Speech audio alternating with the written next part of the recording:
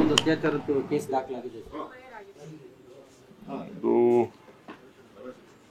Social ಮೀಡಿಯಾದಲ್ಲಿ ನನ್ನ ಗಮನಿಸಿದ್ದೇನೆ.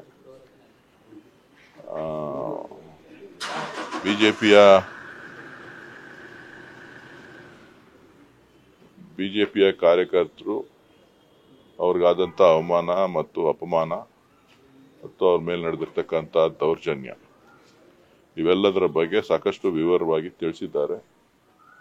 ಜೊತೆಗೆ ಆತ್ಮಹತ್ಯೆಗೂ ಕೂಡ ಪ್ರಯತ್ನ ಪಟ್ಟು ನಂತರ ಅವರು ಪ್ರಾಣಾಪಾಯದಿಂದ ಪಾರಾಗಿದ್ದಾರೆ ಅಂತ ಕೇಳಿ ಬಂದಿದೆ.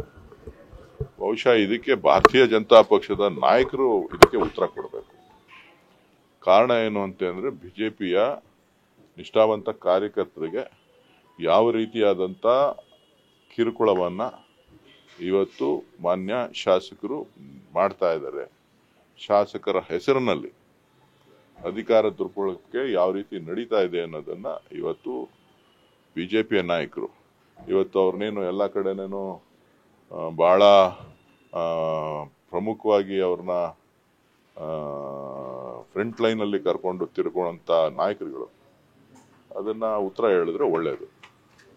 ಬೆಂಗಳೂರು ನಗರದಲ್ಲಿ ಮಳೆ ಮಾತ್ರ ಜಾಸ್ತಿ ಆಗಿದೆ. ಮಳೆ ಬಿಜೆಪಿ ನಾಯಕರೆಲ್ಲ ನಿನ್ನೆ ಸಿಟಿ ರೌಂಡ್ಸ್ ಮಾಡಿ ಡಿ ಕೆ ಶಿವಕುಮಾರ್ದು ಒಂದು ಪೋಸ್ಟರ್ ಎಲ್ಲ looter Bengaluru, water Bengaluru, brand ಬೆಂಗಳೂರೆಲ್ಲ ಬ್ಯಾಡ್ ಬೆಂಗಳೂರು ಮಾಡಿದ್ದಾರೆ ಡಿ ಕೆ ಶಿವಕುಮಾರ್.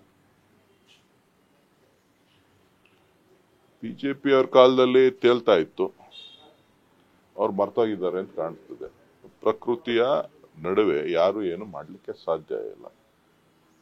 ಕಾಂಗ್ರೆಸ್ ಸರ್ಕಾರ ಅಧಿಕಾರಕ್ಕೆ ಬಂದ ಮೇಲೆ ಈ ಲೂಟರ್ಗಳು ಏನ್ ಮಾಡಿದ್ರಲ್ಲ, ಬಿಜೆಪಿಯ ಲೂಟರ್ಸ್, ಆ ಲೂಟರ್ಸ್ಗಳದ್ದು ಎಲ್ಲ ಬಾಕಿನೂ ಕೊಡಬೇಕಾದ್ರೆ ಇನ್ನ 3 ವರ್ಷ ಬೇಕು. ಅವರು ಲೂಟರ್ಸ್ ಆಗಿ ಲೂಟ್ ಮಾಡಿರುವಂತ ಬೆಂಗಳೂರು, ಲೂಟ್ ಮಾಡಿ ಬಿಟ್ಟೋಗಿರುವಂತ ಬೆಂಗಳೂರು, ಅದನ್ನ ಸರಿಪಡಿಸಬೇಕು ಅಂತಂದ್ರೆ ಕಾಲಾವಕಾಶ ಬೇಕಾಗ್ತದೆ. ಬಹುಶಃ ಮಾನ್ಯ ಮುಖ್ಯಮಂತ್ರಿಗಳು ಮತ್ತು ಉಪಮುಖ್ಯಮಂತ್ರಿಗಳು ಈ ನಿಟ್ಟಿನಲ್ಲಿ ಶಾಶ್ವತವಾದಂತಹ ಪರಿಹಾರವನ್ನ ಕಂಡುಕೊಳ್ಬೇಕು. ಇವತ್ತು ಆಗಿರ್ತಕ್ಕಂಥ ಲೋಪದೋಷಗಳು, ಇವತ್ತು ಏನು ಸ್ಟ್ರಾಮ್ ವಾಟರ್ ಡ್ರೈನ್ಗಳ ಮೇಲೆ ಮನೆಗಳನ್ನ ಕಟ್ಟಿರ್ತಕ್ಕಂಥದ್ದು, ಅದರ ಬಗ್ಗೆ ಯಾವುದೇ ಕಾನೂನು ನಿಯಮಗಳನ್ನ ಸರಿಯಾದ ರೀತಿಯಲ್ಲಿ ಪಾಲಿಸುವಂಥದ್ದಾಗ್ಲಿ ತರುವಂಥದ್ದಾಗ್ಲಿ ಪ್ರಯತ್ನ ಮಾಡಿದೆವು. ಇದೆಲ್ಲದಕ್ಕೂ ಕೂಡ ಕಡಿವಾಣ ಹಾಕಬೇಕಾಗಿತ್ತು, ಅವ್ರು ಹಾಕಿಲ್ಲ.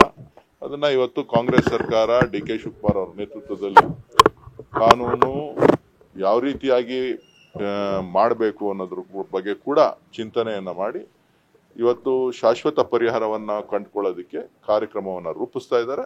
ಖಂಡಿತ ಮುಂದಿನ ದಿನಗಳಲ್ಲಿ ಈ ಎಲ್ಲ ಸಮಸ್ಯೆಗಳಿಗೆ ಪರಿಹಾರ ಸಿಗ್ತದೆ. ಸಾಕಷ್ಟು ಎಲ್ಲೆಲ್ಲಿ ಕಳೆದ ಬಾರಿ ಏನು ಐಡೆಂಟಿಫಿಕೇಶನ್ ಆಗಿತ್ತು ಆ ಎಲ್ಲ ಕಡೆ ಕಡಿಮೆ ಆಗಿದೆ. ಎಲ್ಲಿ ಬಿಜೆಪಿ ಶಾಸಕರಿದ್ದಾರೆ, ಸತತವಾಗಿ ಬಿಜೆಪಿ ಶಾಸಕರು ಗೆದ್ದು ಬರ್ತಾ ಇರ್ತಕ್ಕಂಥ ಕ್ಷೇತ್ರಗಳು, ಅಲ್ಲಿ ಅವ್ರು ಏನ್ ಲೂಟಿ ಮಾಡಿದ್ದಾರೆ ಅನ್ನೋದನ್ನ ಹೇಳ್ಬೇಕು. ಹಿಂದೆ ಬಿಜೆಪಿ ಸರ್ಕಾರದಲ್ಲಿ ಈ ರೀತಿ ಪರಿಸ್ಥಿತಿ ಆದಾಗ ಬ್ರಾಂಡ್ ಬೆಂಗಳೂರು ಅಂತ ಹೇಳಿ ಒಂದು ಕಮಿಟಿ ಮಾಡಿ ರಾಮಲಿಂಗ ರೆಡ್ಡಿ ಅವ್ರ ನೇತೃತ್ವದಲ್ಲಿ ನೀವೆಲ್ಲ ಪರಿಹಾರ ಕಂಡುಕೊಳ್ತೀವಿ ಅಂತ ಹೇಳಿ ಕಮಿಟಿ ಮಾಡಿ ಈಗ ಆಲ್ರೆಡಿ ಈಗ ವರ್ಷದಲ್ಲಿ ಅದು ಯಾಕೆ ಸಾಧ್ಯ ಆಗಲಿಲ್ಲ? ಈಗ ನೋಡಿ, ಎಲ್ಲದಕ್ಕೂ ಕೂಡ ಈಗ ಸುಮಾರು 2,000 ಕೋಟಿ ರೂಪಾಯಿ ಅಷ್ಟು ಸ್ಟ್ರಾಮ್ ವಾಟರ್ ಡ್ರೈನ್ಗಳನ್ನ ಎಲ್ಲೆಲ್ಲಿ ಇದೆ, ಪ್ರೈಮರಿ, ಸೆಕೆಂಡರಿ, ಟೆರ್ಷರಿ ಡ್ರೈನ್ಸ್ ಎಲ್ಲವನ್ನು ಕೂಡ ಐಡೆಂಟಿಫೈ ಮಾಡಿದ್ದಾರೆ. ಅದಕ್ಕೆ ಕಾರ್ಯಕ್ರಮ ರೂಪಿಸಿದ್ದಾರೆ. ಸೊ ಏನೇ ಮಾಡಬೇಕು ಅಂತ ಅಂದ್ರೂ ಕೂಡ ಎಲ್ಲರೂ ಕೂಡ ಆರ್ಥಿಕ ವ್ಯವಸ್ಥೆಯನ್ನ ನೋಡಿಕೊಂಡು ಮಾಡಬೇಕಾಗ್ತದೆ. ಆ ಒಂದು ನಿಟ್ಟಿನಲ್ಲಿ ಸಂಪೂರ್ಣವಾಗಿ ಇವತ್ತು ಬೆಂಗಳೂರನ್ನ ಅಭಿವೃದ್ಧಿ ಪಡಿಸಲಿಕ್ಕೆ ಮಾನ್ಯ ಮುಖ್ಯಮಂತ್ರಿಗಳು ಕೂಡ ಹೆಚ್ಚಿನ ಅನುದಾನವನ್ನ ಮುಂದಿನ 3-4 ವರ್ಷಗಳ ಕಾಲ ನಿರಂತರವಾಗಿ ಕೊಡುವಂಥದ್ದನ್ನ ಈಗ ಸುಮಾರು 7,000 ಕೋಟಿ ರೂಪಾಯಿ ಅನುದಾನವನ್ನ ಕೊಟ್ಟಿದ್ದಾರೆ. ಅದಕ್ಕೆ DPRಗಳು ರೆಡಿ ಆಗ್ತಾ ಇದೆ. ಆ DPRಗಳೆಲ್ಲ ಆದ ತಕ್ಷಣ ಖಂಡಿತ ಬೆಂಗಳೂರಿಗೆ ಒಂದು ಹೊಸ ರೂಪವನ್ನ ಖಂಡಿತ ನೀವೆಲ್ಲ ನೋಡ್ತೀವಿ. ಅದರ ಬಗ್ಗೆ ಯಾವುದೇ ಅನುಮಾನ ಬೇಡ. ಇದೇನೇ ಆಗ್ತಾ ಇದ್ರು ಕೂಡ ಬಿಜೆಪಿಯ ಶಾಸಕರು ಸತತವಾಗಿ ಸುಮಾರು 25 ವರ್ಷಗಳಿಂದ ಆಯ್ಕೆ ಆಗಿ ಬರ್ತಾ ಇರ್ತಕ್ಕಂಥ ಕ್ಷೇತ್ರಗಳಲ್ಲಿ ಇಂಥ ಅವ್ಯವಸ್ಥೆ ಆಗ್ತಾ ಇದೆ. ಅದಕ್ಕೆ ಕಾರಣ ಏನು ಅಂತೇಳಿ ಮಾಧ್ಯಮದವ್ರು ನೀವು ಹುಡುಕ್ಬೇಕು. ಕುಮಾರಸ್ವಾಮಿ ಟ್ವೀಟ್ ಮಾಡಿದ್ರು, ಸಾಧನಾ ಸಮಾವೇಶದ ನಾಟಕ ಆಡಿ ಸಾಕು, ಫಸ್ಟ್ ಇನ್ ಬೆಂಗಳೂರಿಗೆ ಹೋಗಿ ಸರಿಪಡಿಸಿ. ಅವ್ರನ್ನ ಏನಪ್ಪಾ ಸ್ವಲ್ಪ ಹೇಳ್ತೀನಿ ಕೇಳಿಲಿ, ಕಳ್ಸ್ವಾಮಿಗೆಲ್ಲ ನಾನು ಉತ್ತರ ಕೊಡಕ್ಕಾಗುತ್ತಾ? ಸರಿನಪ್ಪ, ಅವ್ರು ಹಿಟ್ ಅಂಡ್ ರನ್ ಗಿರಾಕಿ ಕಳ್ಸ್ವಾಮಿಗೆಲ್ಲ ಉತ್ತರ ಕೊಡಕ್ಕಾಗುತ್ತಾ? KMF ಅಧ್ಯಕ್ಷ ಆಗ್ಬೇಕು ಅನ್ನೋ ತಮ್ಮ ಪ್ರಯತ್ನಕ್ಕೆ ಮೊದಲ ಯಶಸ್ಸು ಸಿಕ್ಕಿದೆ, ಅವಿರೋಧವಾಗಿ ಆಯ್ಕೆಯಾಗಿದ್ದೀರಾ ಅಂತ? ನಾನು ಯಾವುದೇ ಅಧ್ಯಕ್ಷ ಸ್ಥಾನದ ಆಕಾಂಕ್ಷಿ ಅಲ್ಲ. ನಾನು ಒಬ್ಬ ಪಕ್ಷದ ಕಾರ್ಯಕರ್ತ. ಸೊ ಇವತ್ತು ನಮ್ಮ 3 ಜಿಲ್ಲೆಯ ನಾಯಕರು ಮತ್ತು ಮುಖಂಡರು ಕಾರ್ಯಕರ್ತರ ಒತ್ತಾಯಕ್ಕೆ ಮೆಣೆದು ನಾನು ಕನಕಪುರ ಹಾಲು ಉತ್ಪಾದಕರ ನಿರ್ದೇಶಕರ ಸ್ಥಾನಕ್ಕೆ ಸ್ಪರ್ಧೆ ಮಾಡಿದ್ದೆ. ಜನ ಎಲ್ಲರೂ ಸೇರಿ ಅಲ್ಲಿ ಅವಿರೋಧವಾಗಿ ಆಯ್ಕೆ ಮಾಡಿದ್ದಾರೆ. ಅದು ಹೊರತುಪಡಿಸಾಗಿ ಇನ್ನೇನು ಹೇಳಲಿಕ್ಕೆ ಸಾಧ್ಯ ಇಲ್ಲ. ಬೊಮ್ಮಲ್ನಿಂದ ಏನಾದ್ರು KMFಗೆ ರೆಪ್ರೆಸೆಂಟೇಟಿವ್ ಆಗ್ತೀರಾ? ಅದ್ರ ಬಗ್ಗೆ ನನಗೆ ಮಾಹಿತಿ ಇಲ್ಲ. ಅದು ಎಲ್ಲ ನಾಯಕರು ಸೇರಿ ತೀರ್ಮಾನ ಮಾಡ್ತಾರೆ. ಬಮೂಲ್ ಅಧ್ಯಕ್ಷರು ಯಾರಾಗಬೇಕು ಅಂತೇಳಿ ಚುನಾವಣೆ ಇದೆ. 25ನೇ ತಾರೀಕು ಚುನಾವಣೆ ಇದೆ. 14 ಸ್ಥಾನಗಳಿಗೆ ಚುನಾವಣೆ ಇದೆ. ಅದರಲ್ಲಿ 3 ಸ್ಥಾನಗಳು ಅವಿರೋಧವಾಗಿ ಆಯ್ಕೆ ಆಗಿದೆ.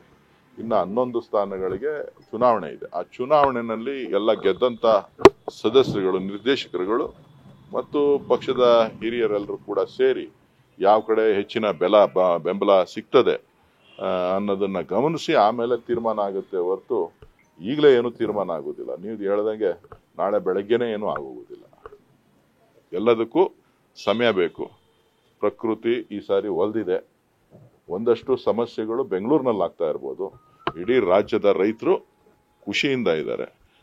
ಎಲ್ಲ ಕಡೆ ಕಾಂಕ್ರೀಟ್ ಇರೋದ್ರಿಂದ ಬೆಂಗಳೂರಲ್ಲಿ ನಿಮಗೆ ಜಾಸ್ತಿ ಮಳೆ ಊದಂಗೆ ಕಾಣಿಸ್ತಾ ಇದೆ.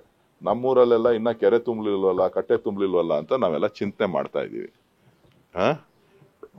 ಇನ್ನೇನಿದೆ ಹೇಳಿ. Thank you. ನ್ಯೂಸ್ ಫಸ್ಟ್, ನಿರ್ಭೀತಿಯಿಂದ ನಿಮ್ಮ ಪರವಾಗಿ.